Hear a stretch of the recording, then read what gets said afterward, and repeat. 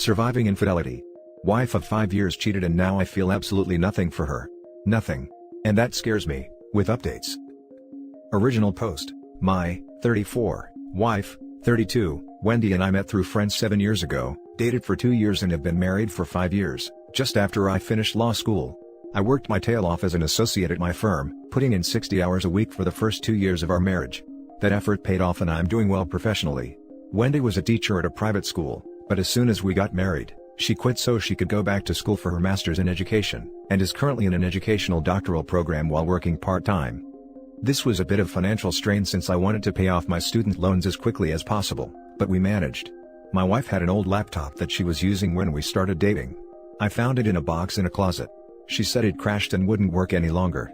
I plugged it in, tried to turn it on. Nothing. When we met, Wendy took pictures of everything, primarily selfies of her with others. Knowing that she must have had some pictures of us from that time, I yanked the hard drive and looked at it. It seemed okay. The problem must have been somewhere else. Wanting to surprise her with pictures of when we first started dating, I waited until she left to go visit her sister before I plugged it into a SATA cable connector to my PC. There were pictures there. Plenty of pictures. Some were of us on dates, laughing, smiling. They brought back some good memories. But there were also others of her with different people. One person in particular I remembered. His name was Bob, and Wendy had dated him before me. There were lots of pictures of her and Bob. I wanted to grab only our pictures, so I thought the easiest way would be to organize them by date, figuring the latest pictures would be of only us. But when I clicked them by date, a lot of her pictures with Bob were jumbled up with pictures of us. I began to open the pictures one by one, and noticed that in a few of her pictures with Bob, where they were cuddling and kissing, she was wearing a necklace/locket that I had given her as a birthday present in the second year we were dating. I had to borrow the money from my brother to buy it. I looked at the dates on the pictures and a pattern emerged. On the days and weekends when school required my undivided attention, the times when she went to her mother's house or her sister's house to give me peace and quiet, she was meeting up with Bob behind my back. I was furious. It felt like fire ants were chewing on my brain, my heart, in my guts. I wanted to punch through the walls. But then something snapped, and I went numb. I began to see and think in very cold, analytical terms. I copied all of her pics, all of them, not just those I'd seen, to a flash drive. I packed a bag, grabbed some suits, took the thumb drive and went to stay with my brother across town. I left her laptop hard drive plugged into my PC with a picture of her kissing Bob on the monitor. The only note I left behind was a sticky note with an arrow on it pointing to the necklace/locket. Wendy tried to call me from her mother's house, if that's where she really was, but I didn't answer. It wasn't until a few hours later, after she presumably got back to her apartment and saw the picture on the monitor, that she blew up my phone with voicemails and texts. I ignored them all. I've already met with another associate who works in the family law department about separation and divorce. We have no children or real property, since a lot of our money went to paying off my loans and for her tuition. My firm has circled the wagons around me, so her calls go to voicemail. She's not allowed onto the property, security already turned her away. Wendy tracked me down at my brother's house, but he made it clear to her on the phone that if she tries to come over, he'll set his Dobermans on her. He told me she was screaming, sobbing, and begging on the phone. It didn't make me sad or happy, or anything. I felt nothing. My marriage is over, I've accepted that. But it's been 2 days and I still feel nothing. No pain. No anger. Nothing. How is it possible that I have no more feelings for her, no desire to ever see her again, no desire to reconcile? Now that I'm alone with my thoughts, feeling this nothing for her scares me. Is this going to last? Am I still in shock? Am I permanently broken? The upside is that I've never seen clearer solutions in my cases. Now for the top advice before reading the first update. I am sorry man this happened to you. A good thing is that you found out before any children involved. I am not going to lie man, I would do the same thing and never look back, though I think eventually you will meet with her and her sob story. I was lonely, it was nothing, I realized I love only you etc. A person capable of hurting you that way, worth not another second of your life. As for feeling nothing, it's the shock of finding out that the person you love never existed. It's a self-defense mechanism that unfortunately will wear off and the pain will come. Shield yourself with loved ones to get through it. Mourn her then like she died, and move on to someone worthy. I was lonely, it was nothing. You know, to me this is even worse. To cheat on your partner and break their heart over a supposedly meaningless fling, would hurt me more than if my significant other fell in love with someone else, because sometimes feelings catch you by surprise, and that euphoria is hard to resist. Disclaimer, cheating is bad no matter what. I'm not excusing it in any way. The opposite of love isn't hate, it's indifference. As a fellow lawyer, I understand how hard the work-life balance can be. At least you should be able to make a clean break and move on. The lack of hate or anger isn't necessarily a bad sign for you or your future relationships, just your current marriage. All the best. The opposite of love isn't hate. It's indifference. The truth. Just stop caring about them. Hate shows that you have them on your mind. But indifference makes their existence blur away. It's only been 2 days. Maybe you are still in shock? Best advice at this point would be individual counseling. Good luck.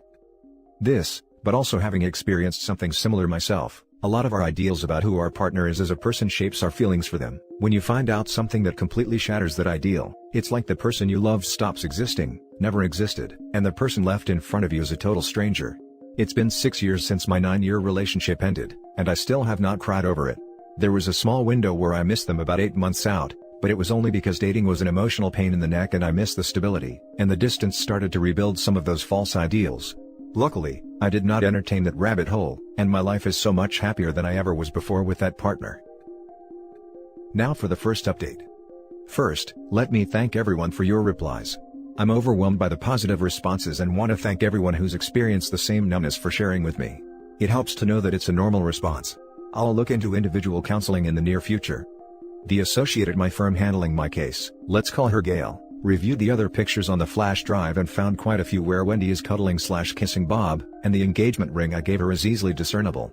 When I was told this, I didn't feel any pain or anger, only elation. I smiled.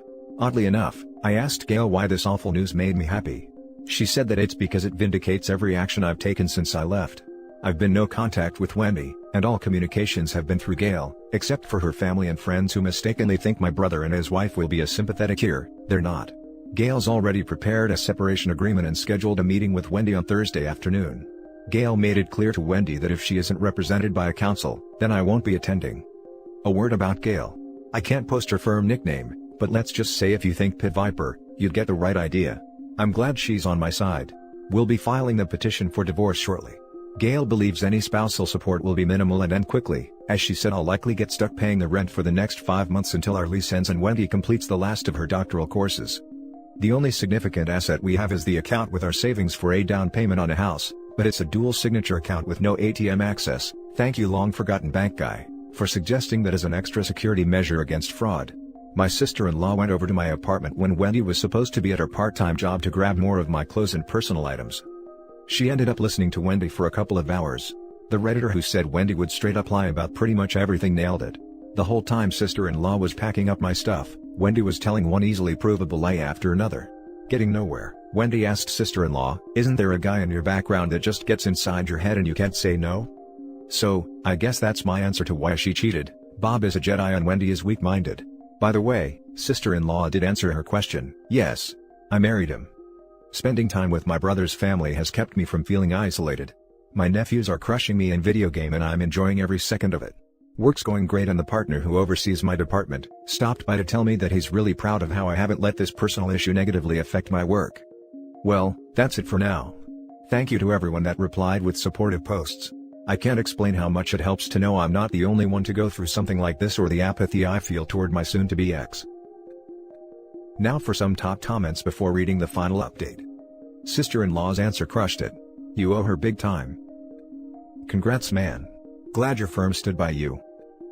Excellent, blindsided, regrouped, plan of action, pulled the ripcord, and safe landing.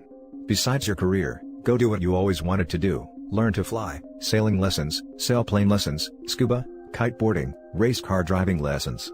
You will meet new and interesting people while learning and having fun. Congratulations on achieving apathy toward your wayward wife. That is the state of being to aim for when ditching a cheater. Some of us have struggled for years to achieve the Zen of May. It appears that you are the anti-manipulation Jedi Master. Great job and good riddance to her. And now for the second and final update. Wendy found a lawyer. Gail and I met with them on neutral ground at another firm. We all had to wear masks due to COVID, which made it look like we were there to rob the place or something. It was the first time I'd seen Wendy since she left to go to her sister's/mother's house. Wendy looked like hell. Bloodshot eyes, dark bags underneath. Tear had streaked her makeup. The skin on her neck was covered in hives. I looked at her and felt nothing. More on that later. The second she saw me, Wendy blurted out that she was sorry for everything, that she loved me, that she couldn't live without me, that this was all a mistake. All the standard garbage. She tried to hug me, but Gail inserted herself between us, and told Todd to remind Wendy that she is not to speak directly to me or Gail, that she is to talk to Todd who will talk to Gail who will talk to me. Gail had told me to say nothing and keep a blank expression on my face. I thought this would be hard since I've been worrying about if my initial anger would return, but it didn't. I was still numb, kind of in a daze, like an out-of-body experience. Todd asked about reconciliation. Gail made it clear that we were there to review the separation agreement. Nothing else. Wendy yelled at me that we've been married for 5 years, and I shouldn't throw it all away over a mistake. Gail reminded Todd that Wendy was not to speak to me directly. Todd whispered something to Wendy and she momentarily got control of herself again. Gail and Todd began discussing the separation agreement that she'd emailed him. Todd said he did, but didn't think it was fair to Wendy. He tried to nitpick, likely to show Wendy he was doing something to earn his fee, but Gail knocked down every argument he made until he admitted that it was as fair as the law requires. Wendy said that none of this is fair, because this is all a mistake. Gail spread black and white printouts across the table of all the pictures from the flash drive with Wendy kissing/hugging Bob where her engagement ring is clearly visible. Gail circled a ring in each picture with a big fat, dark red marker, alpha move, by the way, asking Todd each time, "Does your client believe this was a mistake? How about this?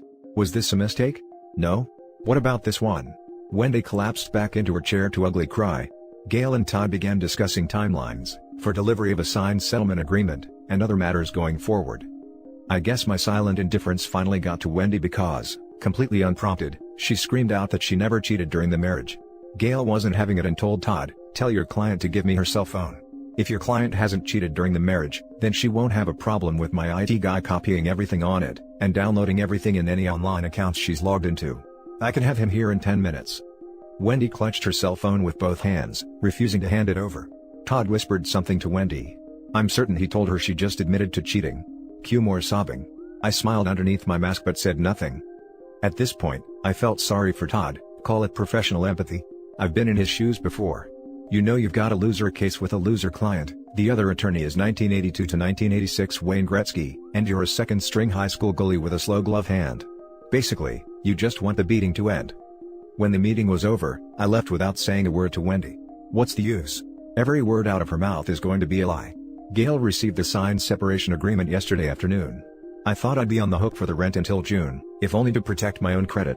But instead we're going to equally divide the home down payment savings account. This was the carrot to get Wendy to sign the separation agreement so quickly. Wendy will pay the rent herself starting this month, along with all utilities, etc. Between housing costs and her school costs, she'll have a little money left over, enough to move to a new place. Apparently, Wendy thinks this was a win for her, but it's a tactical move that eliminates the one significant asset we had. Divorce now will be much easier. Gail is preparing a petition for an uncontested divorce, so we won't even have to go to court. Here's the best news, turns out that while we were in our 5th year of marriage, we haven't been married for a full 5 years. 4 years and 7 months. In our state, if the marriage is less than 5 full years, then the family court typically seeks rescission, a concept borrowed from contract law. This means the court will put the parties back in the financial position they were in before the agreement, or in our case, before the marriage. Immediately before our marriage, I was a jobless, heavily indebted law school graduate waiting on my bar results, while Wendy was a full-time, gainfully employed teacher. With no real property, no children, her account full of money, a teaching credential, a graduate degree in hand, and soon a doctoral degree to go with it. Wendy can't make the argument that rescission isn't appropriate in this case. In short, no alimony. Gail did warn Todd that if Wendy contests the divorce, the first person she'll depose will be Bob. Todd replied that Wendy agreed not to contest the divorce. If all goes well, 3 months from now I will be putting this sad chapter of my life behind me. I still feel nothing for Wendy, but that no longer scares me. The Redditor who said it was because the Wendy I dated/married never existed was right. You, sir, are wise. The Wendy I dated, fell in love with and married never existed. The person who cheated on me and lied to me, is a stranger. Our entire relationship was all a lie, an elaborate Plan B illusion that benefited her at my expense. I think my mindset also has to do with my first real job between college and law school, when I worked in commission sales. There was a phrase drilled into our heads, you have to get through a lot of no's to get one yes, so don't worry about the no's, don't waste your time and effort on them, and you'll find your yeses a lot faster and easier. Wendy was a no and I wasted too much time and effort on her already, so no more. Friends, family and coworkers have noted that my smile is back, and to be honest, I feel better than I have in years. But just to be on the safe side, I have scheduled a few phone/video appointments with a therapist. We'll see how that goes. This will likely be my last update. Thank all of you again for your support and wisdom. If I can repay your excellent advice with some of my own, if your spouse cheats on you, talk to a lawyer as quickly as possible, and then listen to what your lawyer tells you to do. And that's it for this video guys. If you have thoughts to share, leave a comment below. Don't forget to hit like and subscribe if you like this content. I'll catch you in the next one. Good day everyone.